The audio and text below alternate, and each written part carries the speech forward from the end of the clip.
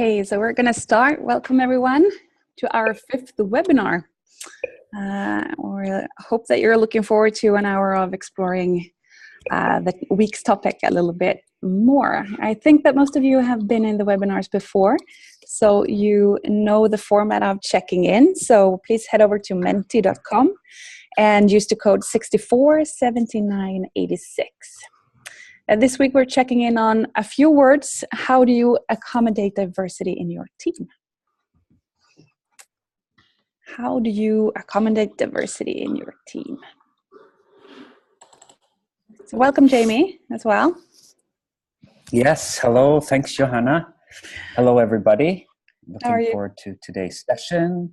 Yeah, very good. It's I don't know where most of our participants are conferencing in from, but I'm in the UK at the moment, and much of Europe is covered in snow and very cold, and hence the turtleneck. So things are good.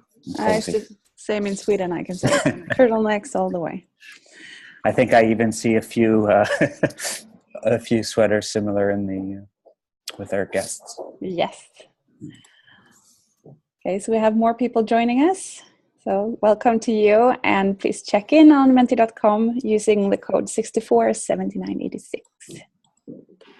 We're gonna head over to Menti and see if we have some check-ins. Oops, that was not the one I was gonna share. There we go. See if we had them. While we're waiting for the check-ins, Jamie, do you have a check-in? How do you accommodate diversity in your team?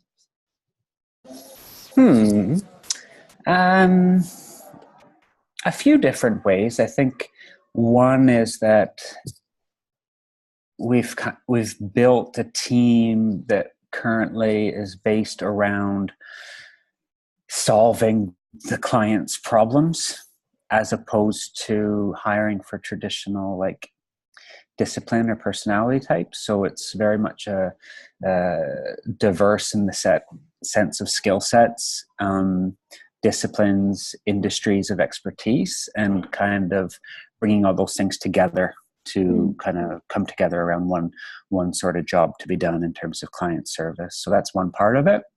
And I think that we rotate the facilitation of internal processes, so like team meetings and strategic planning, and everyone takes a turn.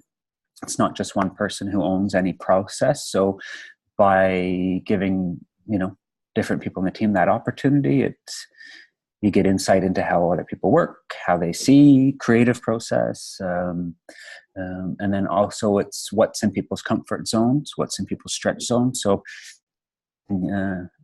introverted personality types chance to be in front of the room and running process, and giving extroverts a chance to sit and listen and be constructive in other ways. So just no one personality type represented, no one repeating skill set or discipline that's present. So that's what kind of keeps it fresh. New perspectives, new ideas. So that's really good. I think those are kind of two ways, yeah. Hiring and internal processes. So the check-ins are starting to come in as well. I love the smoothie, the likeness. We mix it all in the blender and share the smoothie together. It's a nice way of looking at it. Is there anything that pops out to you now, Jamie, or do we come back to this at a later point? I think we come back to it. I think we see some people are using the personality type testing to build familiarity. I think that I was just reading an article on generative difference. So I think this great minds don't think alike. That's interesting in terms of incorporating different mindsets and perspectives to challenges. Honoring people's strengths jumps out, giving people their space. And then we move the thumbnails here to see the final column.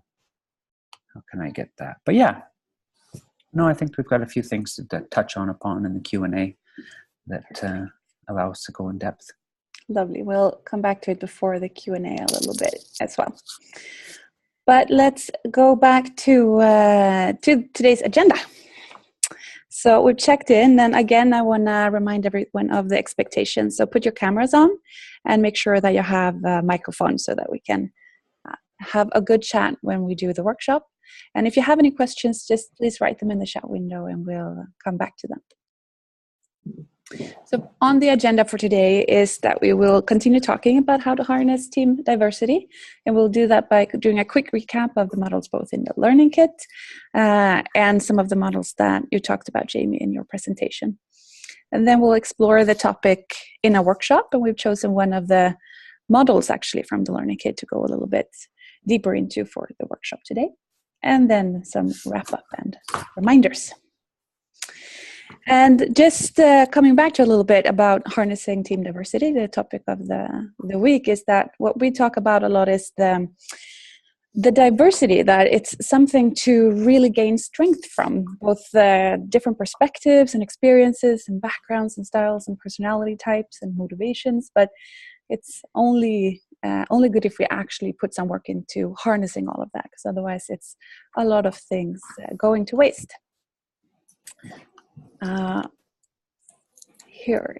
So looking at a little bit what we talked about in the learning kit, we looked at this model, intercultural development continuum, which is actually looking a little bit at the differences. How do we handle differences when we face them? So everything from being in denial and not seeing or thinking that there are any differences, to judging them and moving up to we end up in the actually adapting and making sure that the differences are a strength. Further on, we also looked at SDI, so the Strength Deployment Inventory, which is a little bit more about motivations, so seeing what is it that motivates people and where they tend to want to spend their time, dividing it into people who enjoy focusing on people or performance or process. We continued looking at different models, a lot of personality tests and motivational tests in this week.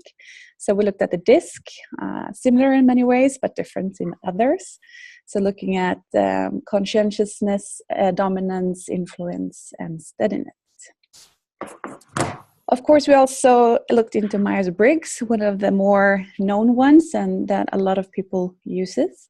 So looking at like the 16 different personality types that looks both at introversion and extroversion, or thinking and feeling and so on. And then we also had, if you want to go through the next two, Jamie.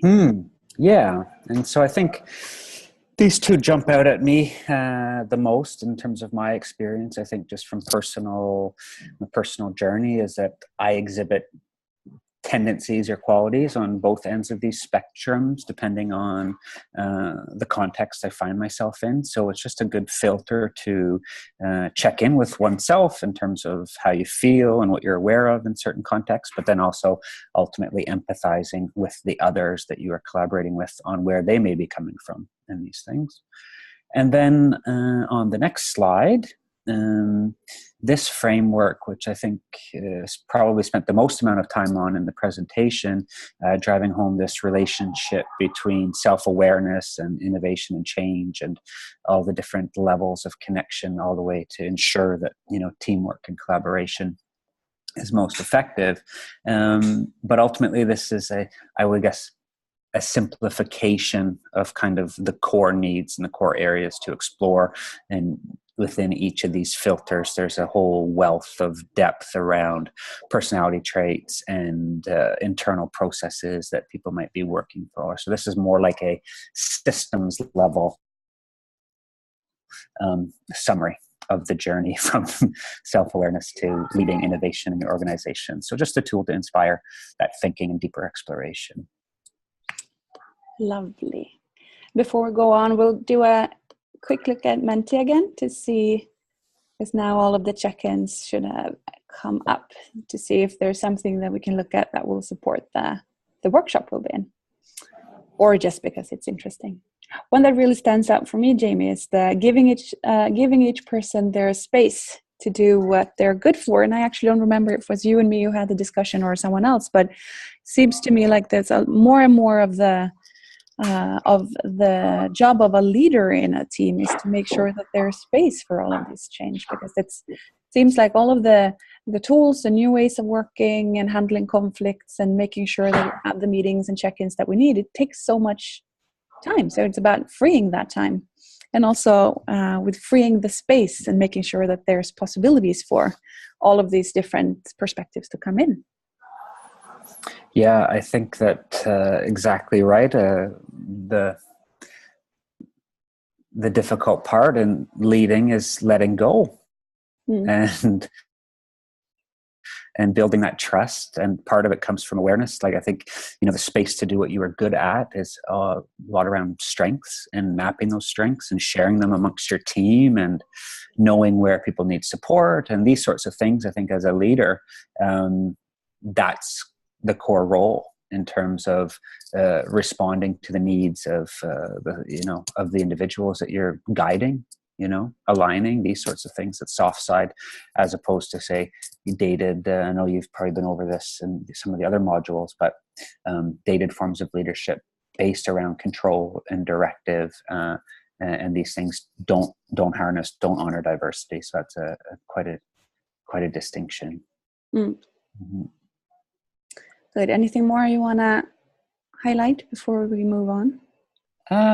I guess, I see here you can tell that people are using the tools. I see, just by simply sharing our experience and values on a regular basis. So I'd be curious to hear a bit, like, how are you exploring the values? Maybe that's whoever that was would be happy to jump in and share with the group, because I think that's something that's super important. And how can teams regularly connect to their values and why they're there, and do so in a meaningful and efficient way. You mentioned part of all this work is to free up time, and so that the values aspect is something for me that I'm particularly interested in.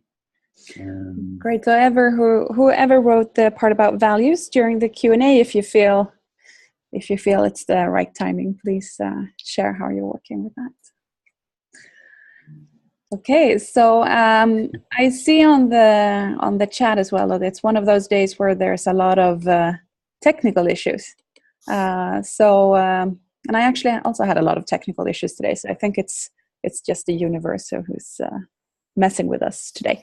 But for the workshop, if there's a problem, log out and log in again and see if it's better, or we'll just try to do it as good as we can. So for today's workshop, like I said, we're going to go a little bit deeper into one of the models from the Learning Kit, and that model is the SDI, so looking at motivational value systems. So it's looking a little bit about what it is that motivates you and what motivates other people in your team, and see how you can harness that diversity. So to recap the SDI a little bit deeper so that we can work with it in a workshop, the SDI talks about 3 different corners of motivation. And important to say about this SDI is that it is not a personality test. So even if it's the words that are used can be a little bit towards that direction, it's important to remember that it's not that a person is like, I am in a certain way, or this is my personality, but it's what motivates me. So those are typical behaviors or paths that I will choose. But it talks about people who are motivated by people, performance, and process. And if we look a little bit deeper into those, we have the blue corner, that is the people corner, where we can see people who act very in a loyal and caring way, very supported and devoted, helpful, modest, trusting, often described as team people, can be really looking to the best of the team and making sure that everyone's heard. And we also have the performance corner, the red one, the one who likes to and are motivated by achieving results. And there we look a lot at a person who can be quite self-confident, ambitious, a bit competitive, very persuasive, and visionary maybe, can be a bit forceful, risk-taken, and quick to act.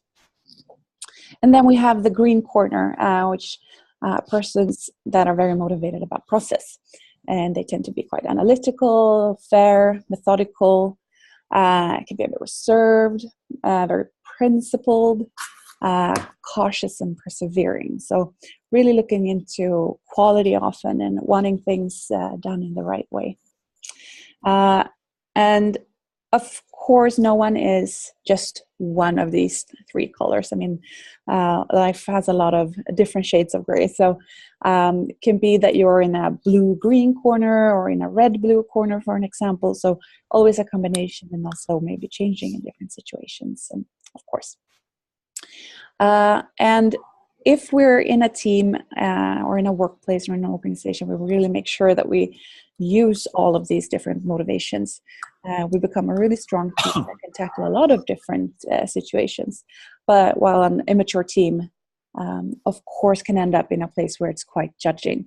If you're a person standing in the red corner, for an example, looking at a green person who's very into process, instead of looking at them as like very process oriented and look into quality, they can be seen as like really slow and thinking inside the box and being too focused on numbers instead of sort of reaching the goal. While of course the blue person who's very caring and nurturing can feel that a red person easily becomes very dominating and running over people and not caring. So it's about looking at what are the strengths and what are the flip sides, of course. And the workshop that we're going to do is that we will let you look at this SDI triangle, and we'll send it out on Slack so that you have it in front of you as well. And what we would like you to do is to look at it and the different behaviors and try to see where do you put yourself in the triangle. And I know that people tend to want to be right in the middle, but try to really think about what is it that motivates you, or if that's difficult, also saying what is it that when it's lacking that makes you unmotivated. So if there are no clear goals, if that's missing, then maybe you're someone who's really motivated by those, and maybe being a red person. So think a little bit about where you are, and then also look at where do the people in your team, where would you place them in the triangle? And if you have a very big team, think about maybe the people that are closest to you. And you will do this in groups of 2 and 3. So when you've done it, discuss a little bit and see so that you know how the other ones have placed them in their triangle as well. And then try to explore different ways that you could be working with these different ways of seeing things and different motivations, and try to create some strategies to make sure that you actually harness that those differences. And I will send out these instructions as well so that you will have them. And before I divide you into groups, just look really quickly at how you can use SDI. I don't know about you, Jamie, but in our team it's something, or about your team, Jamie, but in our team we use this on an almost daily basis sometimes. It's a really good tool to that can support you in understanding, first of all, yourself, of course, but also understanding your team, making sure that some behaviors might become clearer and the underlying needs that they connect to. It's also a really good way of making sure that you build a diverse team for different projects, making sure that you have one from each corner at least. Creates a common language. In our team, we use it a lot when we're talking about projects that we need to go into. It's like we need a green focus and we need a red focus, because of course it's not a person who stands in the blue corner is not only supposed to do blue tasks, but we can use it to talk about the actual what's the stuff that we need to do. It's a good tool for reflection, looking back at a project, see where you've put your focus, and we also use it for feedback sometimes. So seeing how much time I have spent in different corners, for an example. So that's some ways of using it. And now I am going to divide you into groups of 2 and 3, if you give me a moment, and then the instructions, like I said, I will send out as well. And we just have one, I'm just following the chat here. We have Anne would like access back in. So if you could let her, and before we split them up, that would be great. Of course. And I think I just maybe wanted to add one other thing is that one of the most successful uses I found for this tool is what you could maybe call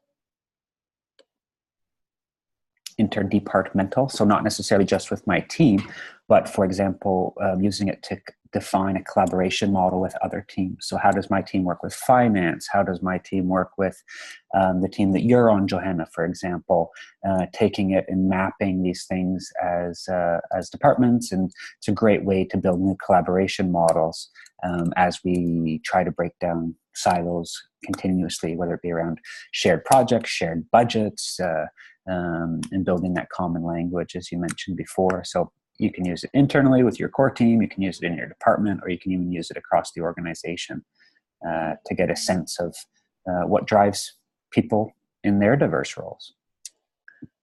Really good example, Jamie. There we go. Okay, so we have all the rooms ready. You will get a link in a second, and I will see you back here in 20 minutes.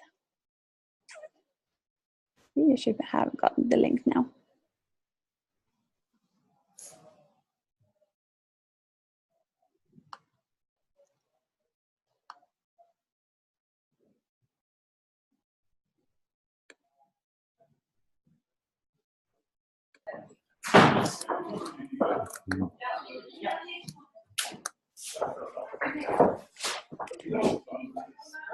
There we go. Now we're seeing everyone coming back.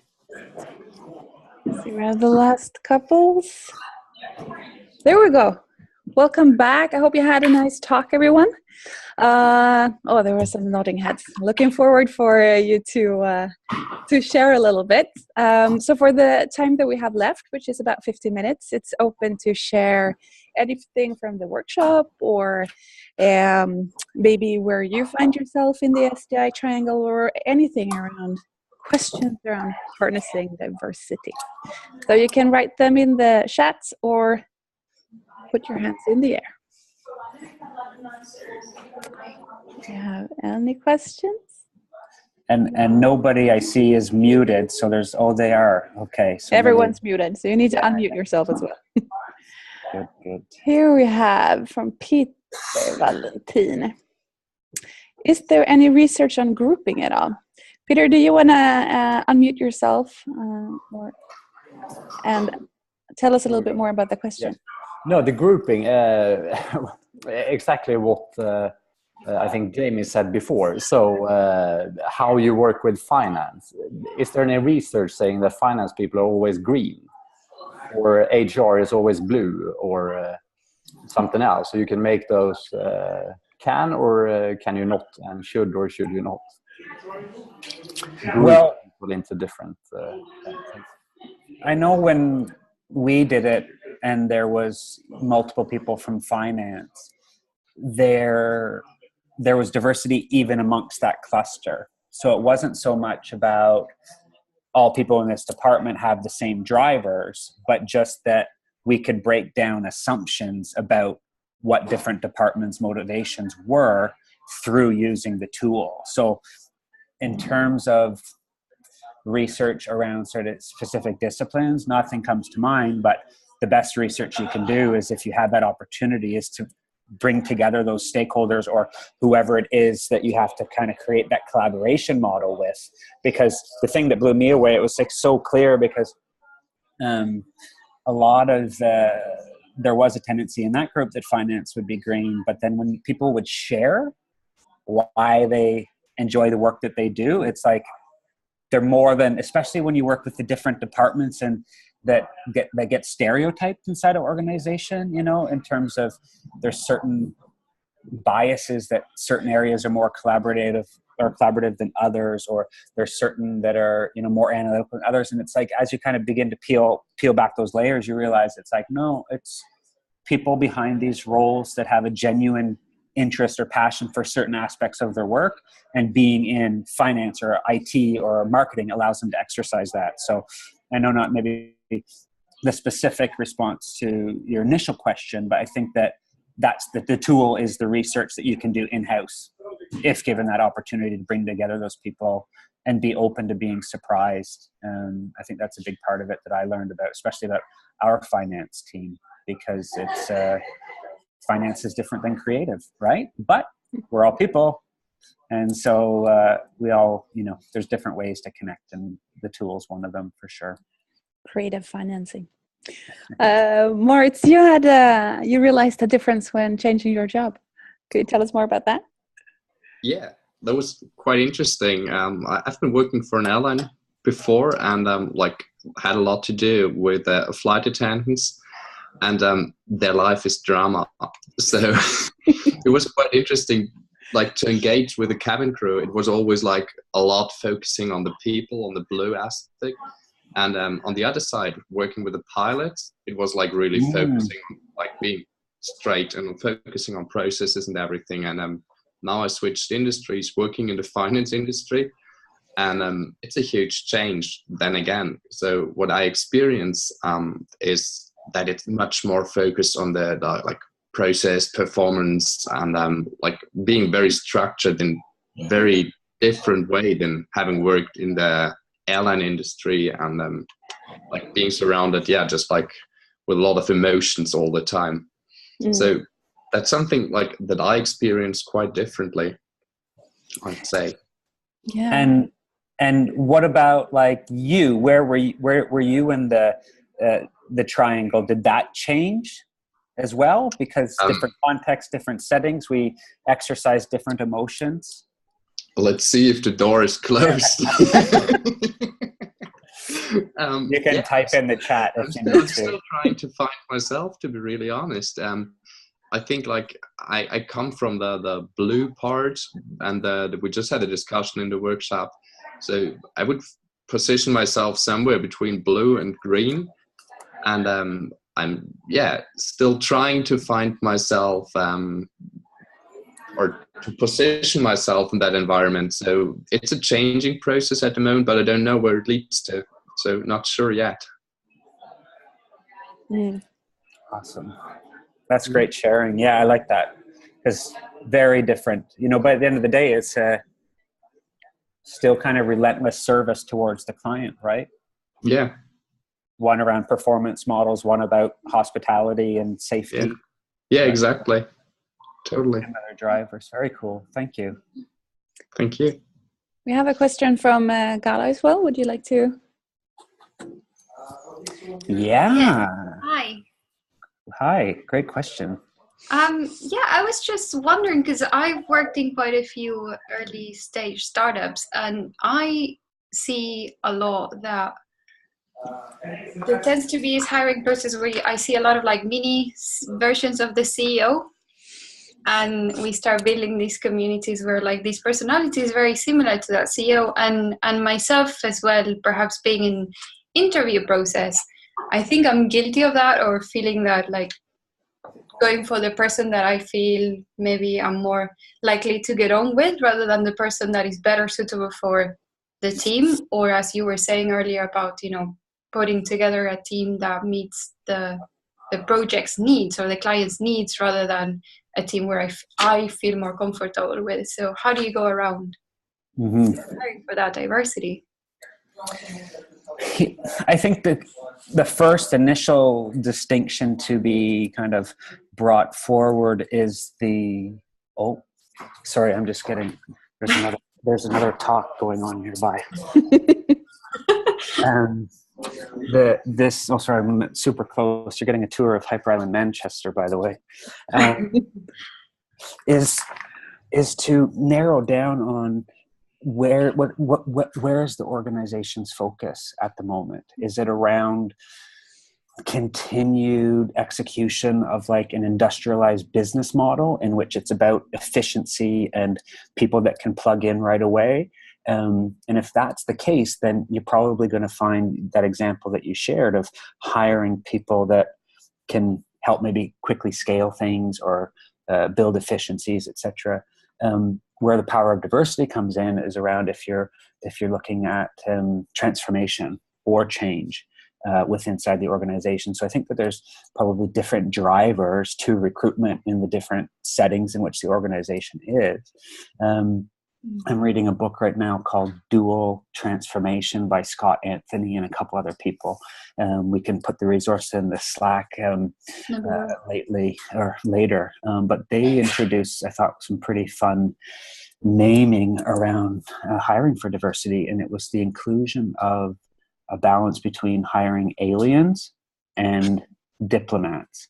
And so anytime trying to generate change, you need that injection of new energy, new perspective, different skill set towards your change or transformation journey. But at the same time, you need diplomats that can manage existing culture with this new proposition from diversity hires. So I think that, kind of overall approaching it is, okay, what's the organization's mission? Why is it here? What is it? What impact is it trying to have? Then that'll tell you a story around whether, if you're in a recruitment process yourself or if you're part of recruitment internally, is who's going to be the right fit here. And so if you're no point bringing in an alien if you just want to maintain status quo. That's just going to be, they're going to come in, they're going to be out, they're not going to be supported, etc. But if you're building this culture of change, then the alien can be supported by the diplomat can bridge the new and the existing and help keep everybody moving along. So that's one part of it. And then I think the other thing is figuring it out with the work that it is you're actually doing and stepping away from the historic job title. So like, for example, I'm a client partner, but in my role, I have business development, content marketing, facilitation, learning design, et cetera, et cetera. And so our team built it around what impact are we trying to achieve as a group, as a team? And then what are the backgrounds, experience, and skill sets that can package that together? So yeah, I think maybe the challenge is around kind of being brave and having courage to go about the team structure slightly differently, but it's not just one and done. It's like what you've been learning over and exploring over these modules is very much around the mechanisms and the parameters you need for safety, for trust, for collaboration, etc. So if you're going to have a diverse team, you need to use the tools in order to honor the diversity. I think that's one of the things I mentioned in the talk, is that diversity isn't something that's attained and then fixed moving forward. It needs that continued investment. So it's, if you're going to bring in people from different things, you need to have those mechanisms in place to support different mindsets, perspectives, tools, skills, etc. So and have that balance. Yeah.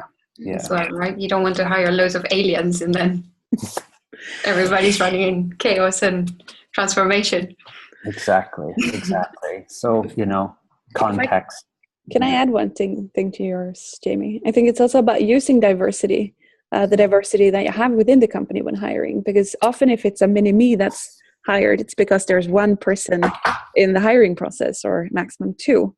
So let's bring in 6 different people to make sure that they can also question each other a little bit. We were just hiring someone for our finance department, and I was brought in to interview that person. And God knows I know nothing about finance at all. But it was like my only focus was to challenge whoever they chose a little bit and see, are you picking one who's just like all of you, or are you picking someone who might challenge you a little bit and everything? So it can also be a really good way to hire. It's really good advice. Thank you both. Welcome. Do I have any more questions? Or from you as well, Jamie, if there's something that's come to mind. Anything from the check-ins maybe, or? Well, I like Morit's story was good. I'd be curious to learn from the group if there's anyone else who has experience kind of creating that self-argument that I can contribute in a new discipline, in a new industry. Because I know something for me is that I've bounced around. I've been in brand, I've been in marketing, I've been in education, I've been in architecture, all these sorts of spaces, but it was like exhausting for these places to honor what I felt was a diverse skill set. So I'd be curious to learn from anyone here, like, we've got one story about from airline to finance, but within those journeys, I think maybe what I could, support by is saying, take a reflection of your own kind of career path and where did you face resistance in trying to do new things, and then think about how that process could have been differently, what you could have done differently to have it be a bit more inclusive, and then apply that to your situations that you live in now and you work in now. And we have one question from Sammy here as well. How much does age influence when it comes to diversity? I might have a bias here, but early on in my career, I was able to work multi-generational. I worked in an education setting that had people from 19-year-old university interns all the way to people past retirement into their late 60s and early 70s. And so that was a first step around this, like, what's the word?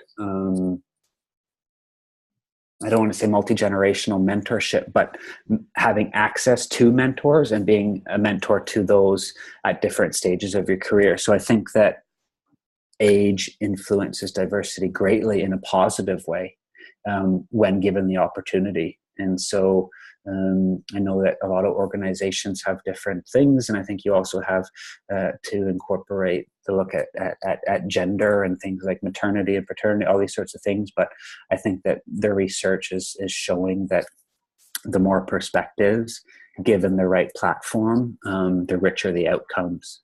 And a lot of surprises. And I think too, it's fun when we did one of our intensive master classes, digital acceleration, in the fall, and again we had somebody fresh out of university, 23, working in PR, and we had a telecom executive who 64, both curious about what does this digital mean. And I think that's when you get a really rich learning experience, when you have those worldviews coming together and things like that. So age is definitely an influence, I think, of the positive when incorporated across generations.